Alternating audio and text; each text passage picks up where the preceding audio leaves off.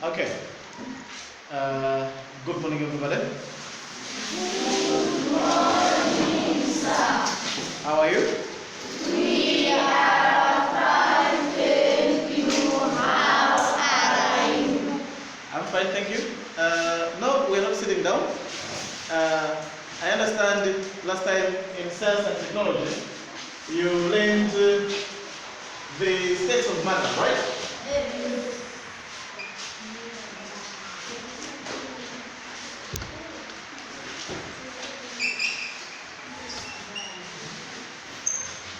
In science and technology, you learned states of matter, all right? Yes. What is matter? We have to start by looking at this one. What is matter? Yes. Excellent. Clap hands for her. You can sit down. Matter is anything that occupies space and has got mass, all right? Matter means anything that occupies space and has got mass. All right. Matter can be classified into three groups or three classes. What are the states? The three states of matter.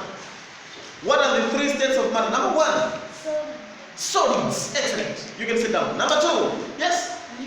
Liquids. Excellent. Number three, yes. Gas. All right. So we have got three states of matter: the solids, liquids, and gases. All right. Yes. Okay. You discussed the properties of gases, properties of liquids, properties of solids, isn't it? Yeah, you discussed these properties. Okay. What are the examples of gases?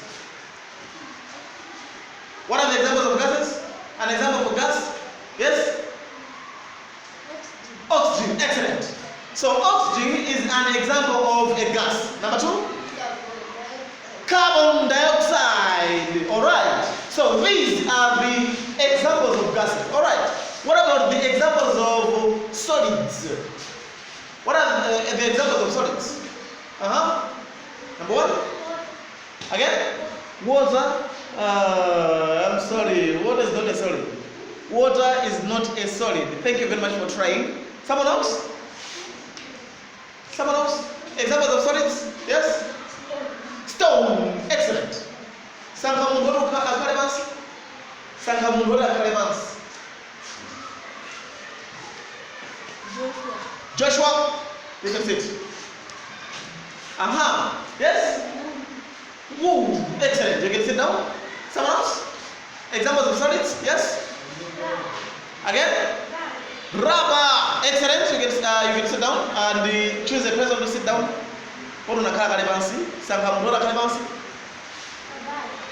Yes, you can sit down. Thank you. Someone else? Examples of solids? Alright. What about the examples of liquids? What about the examples of liquids? Yes? Water. Excellent. You can sit down. Someone else? Yes? Again? Again? Plants. I'm sorry. Thank you very much for trying, but not plants. Yes? Petrol. Someone else? Yes? Cooking oil. Thank you. You can sit down, my dear. Someone else? Yes? Paraffin. Choose someone to sit down.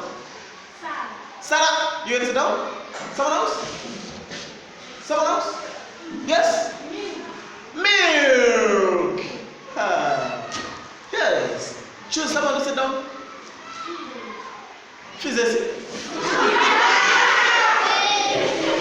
Oh, Susan. Okay, sit down. Thank you. Okay. Muna punzila so uses of matter. Muna punzila uses of matter. All right. Okay. Thank you. Now, in our today's lesson, we'll be discussing the changes of states of matter. All right. In our today's lesson, we'll be discussing the changes of states of matter. Everybody sit down.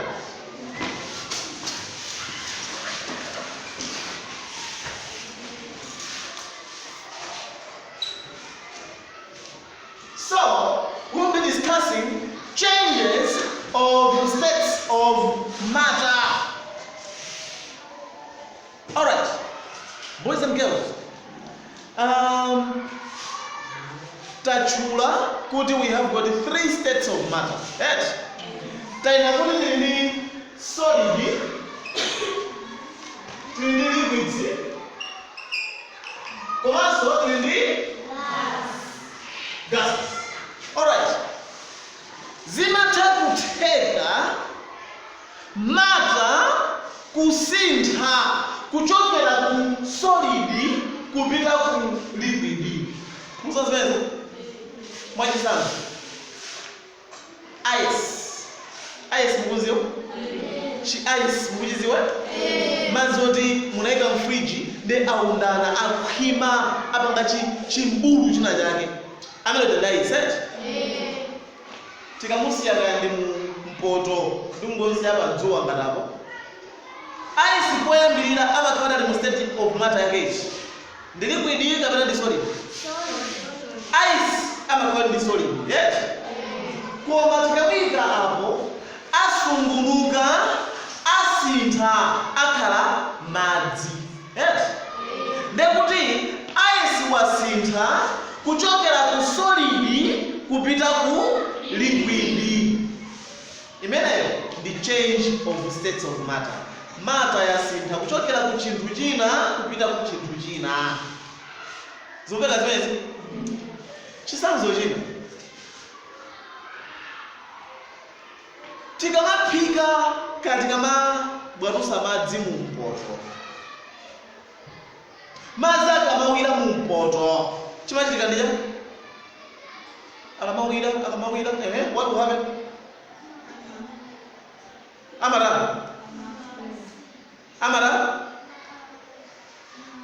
Amapha?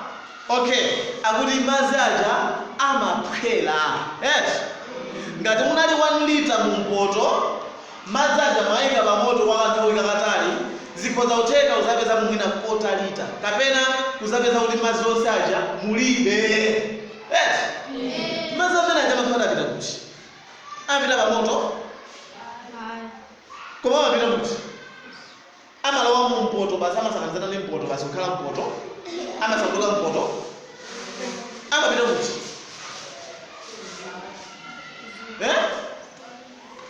Simudziwa? Iwe mwana witu. Okay. Ukavindikira mpoto uja madzi akubwata akugaduka wavindikirapo uzavundulula. What happens? Umeona jani? Mabuga mtuzeti. Mvuchi kutuwa. Yes? Aha. Mvuchi uwa asani ungato janjara ikepo oloka yamatoka ndi pepa ngati namkoto ikepo pachani apa oloka yoreke chivindikiro ikepo kwa ndawe kochepa basi unkochosa chimachitika ndi chanu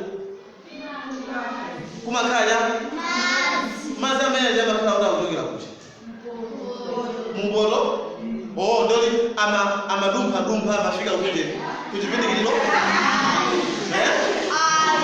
Okay. Chomwe chimachitika wana kwitu ndi ichi.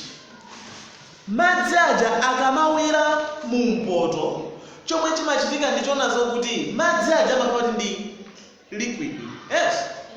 Pamene madzi akuwira amasintha kuchokera ku liquid kupita ku gas.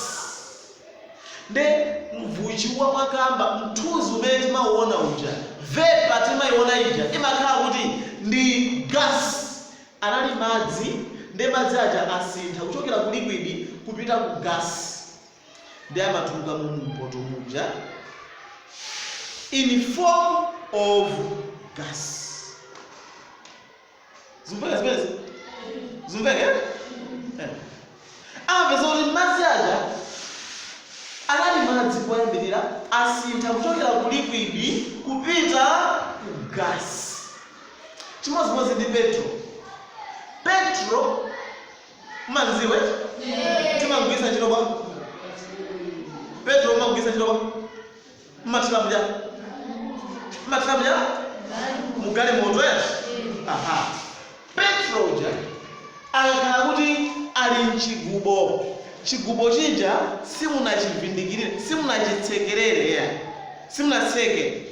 Chomwe chimachitika ndi Petro uja amayamba kuulukamo, amatulukamo, amasintha kuchokera ku liquid kupita ku gas, ndi amatuluka. Akakhala nthawi yayitali musanamvindikire mpeza Petro mulibe. Kumvaneti?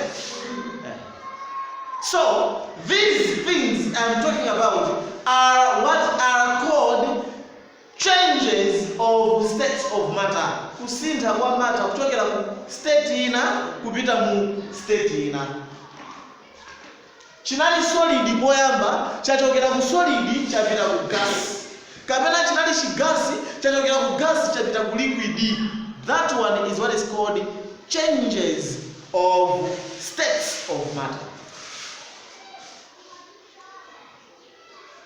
We will have practical lessons. TSN and little zonsezo.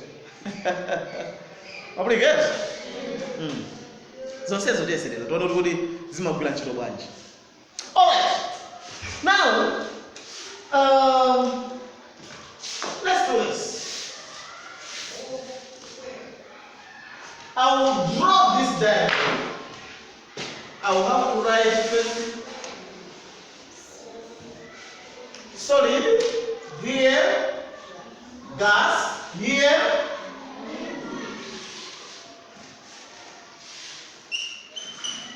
liquids. Now,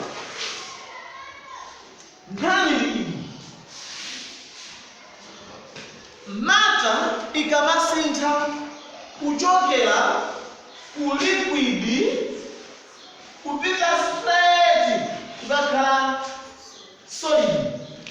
Process imeneyo imachedwa freezing. Okay? First thing, I think it was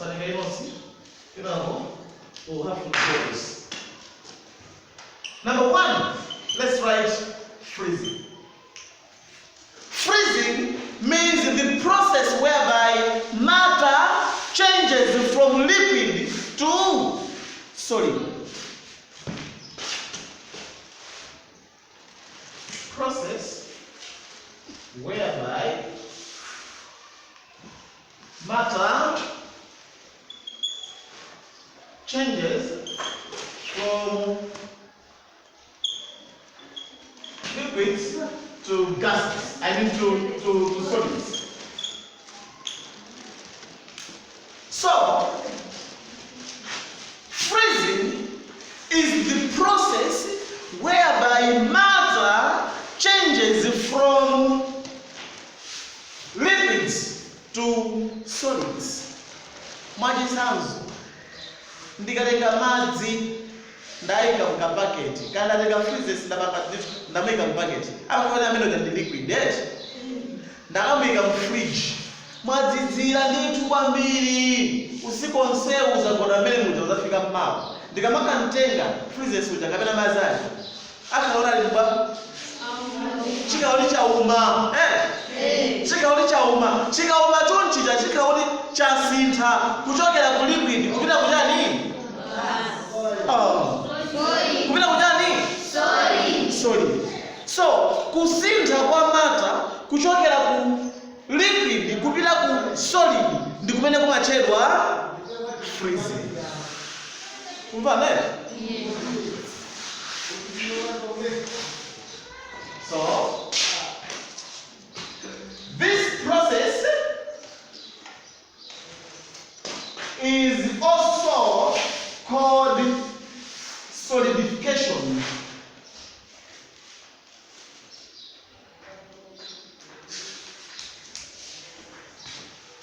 This process is also called solidification. Ukoza unena kuti freezing ukhoza kunena kuti solidification ndi chimozimozi. Tumvaneti? So what we are saying is the process whereby matter changes from liquids to solids is what is called freezing, solidification.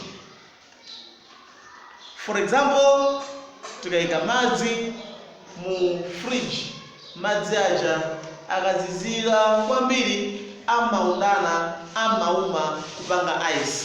Ndikuti poyambirira chinali chiliquid pano pachasintha chazakhala chani solid, ndipo process imeneyi imachedwa freezing. Wapulika muna mwitu? Number 2, melting. Melting is the process whereby matter changes from solid to liquid. Maungoti melting amatanthauza kusungumuka. To melt means kusungumuka. Okay, good.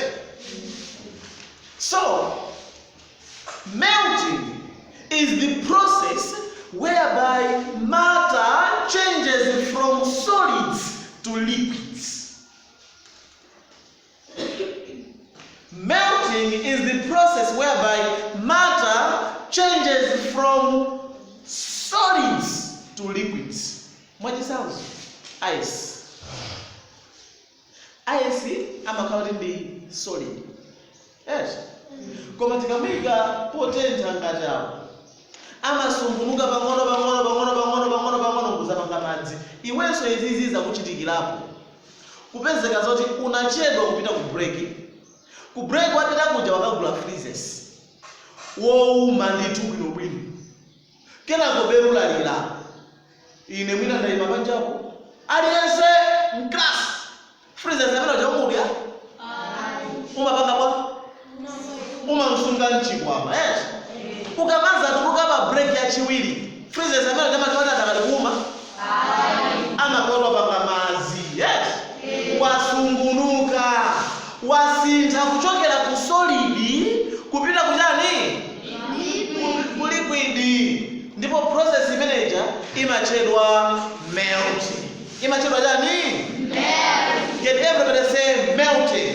Melting. Can everybody say melting? Melting. Excellent. So, melting means the process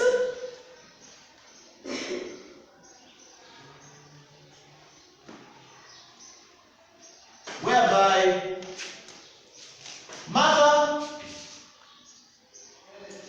changes from solids to liquids. This is the process whereby matter changes from solids to liquids. Obrigado, mano, obrigado. Is the process whereby matter changes from solids to liquids. Alright. Another change of states of matter.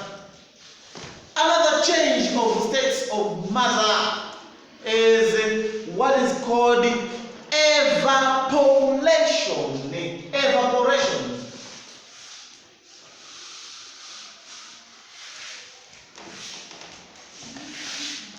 Evaporation. Evaporation imachitika ngati matter ikusintha kuchokera ku liquid kupita ku gas. Mwachisana tikamaphika madzi tikamapika kandijana madzi akamawira mu poto madzi amaphwera madzi aja akamapwera sikumakhala kuti atulukira pansi pa mpoto kupita pa moto ayi amakhala kuti madzi aja anasintha kuchokera ku liquid kupita ku gas ndipo gas ija yatuluka mu mpoto. yangosakanirana ndi chani ndi mpweya. Ndi chifukwa chake apa so ndikandichitonga ndi chifukwa chake asanubika wabenekeri yapa mpoto asani benu wiwaka vunduku wiwaka mutu wa chimvushi chimvushi chiye kutoa kuti ndi maji ngasintha kutulia ku liquid kututa ku gas ndipo gas uja akutuluka mu mpoto. Tukulikana? Tumvese sana bwino kumakhala kuti madzi aja anali liquid ndi chifukwa cha kuwira chifukwa cha kutentha madzi aja asintha kuchokera ku liquid kupita ku gas ndipo gas uja akutuluka mu mpoto. So kusintha kwa state of matter kuchokera ku liquid kupita ku gas ndi kumene kumachedwa chani evaporation. Can everybody say evaporation, please? Evaporation. Can everybody say evaporation for the second time? Evaporation. So this is the process whereby liquids change to solids. Oh, I'm sorry, to gas. So evaporation is the process whereby liquids change to gases. Evaporation is the process whereby liquids change to gases. Mwana wabuya wabuya? Yo mwana wasibuya wabuya? Good. Okay. Change of the states of matter. Number 4. We'll talk of condensation.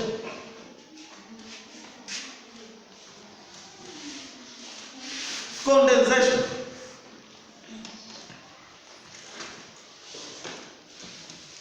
Condensation is the process whereby states of matter change from gas to liquids. States of matter zimatazoteka kusintha kuchokera kuma gasi kupita kuma liquids. Muzazvenza? Simuziwe? Aka kumana kwetu kamuziwe. Zimachitika bwana tafuna kuti. Aka ndikutokozere ndani. Pamene chisanzo cha kusintha kuchokera ku gasi kupita ku liquid. Anga ndikutokozere ndani. Andiphunzise ndenda iwapo. Palibe? Okay, ndakumbukira. Ukamapika tikuisazo ntchito kumpoto komwe kuchi. Ukamapika madzi akamawira amasintha kuchokera ku liquid kupita ku gas. Ndipo gas ndiziyatimati mvuchi, mthuzi, vapor, water vapor. Ne zimatuluka mu mvuchi. Ukatenga chivindikiriro ndi kuvindikirira. Kale nkuzachichosa chivindikiriro kuchibwesa uko. Chimachitika ndani kuchivindikiriro? Kumakhala madzi. Madzi aja amachokera kuti amakhala kuti ndi gasi ija imachokera mkati. Vapor imachokera mkati. Inali vapor, inali gasi kuyambirira. Kenako yasintha kuchokera ku gasi kupita kuchani? Kupita ku liquid. Process imene ndi imene imachedwa condensation.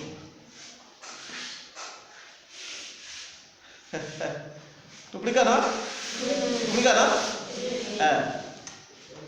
So, condensation means the change of gases, from gases, this change of state of matter from gases to liquids. Zinali zimagasi pano zasintha zabwera uzakhala chani? Liquids. So, condensation means the process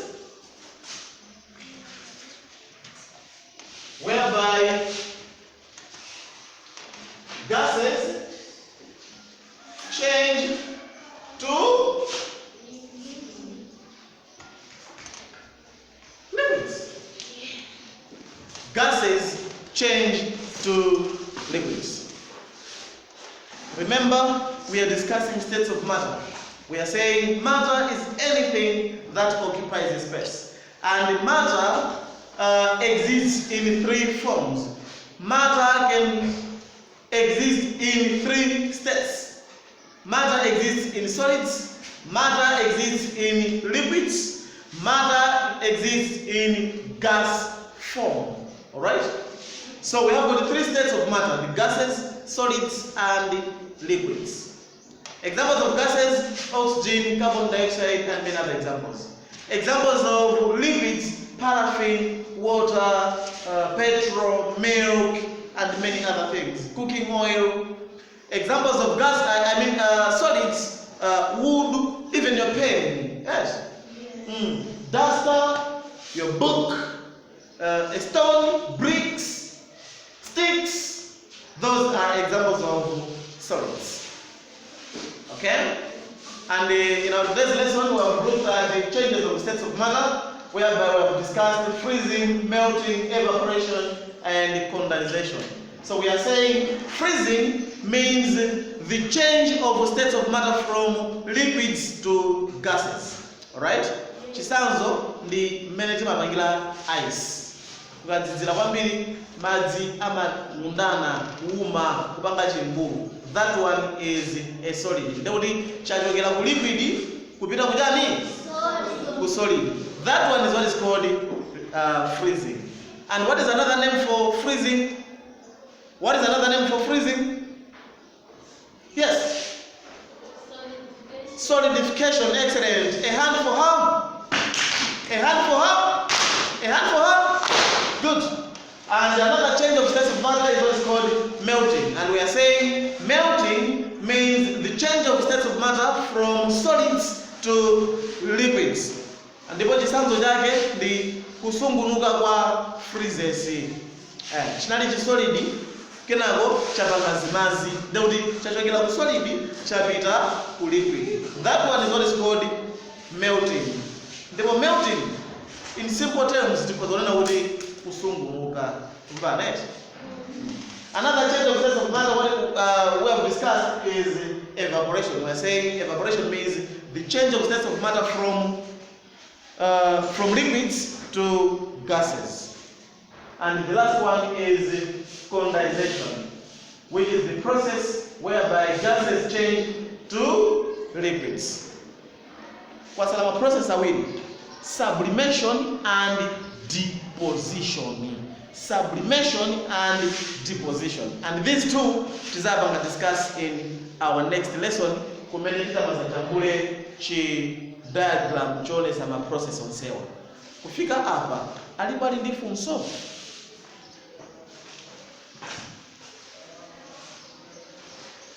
Tikafika hapa alipo ali ndifunso. Alipo? Palibe? Arabela mayeso kwa kwanza? Tingakakumbukira? Yanga ndi mphamvu tikoza kakumbukira? Ndakufusa fuso kuzolephera ngati? Sungalephere. Thank you very much.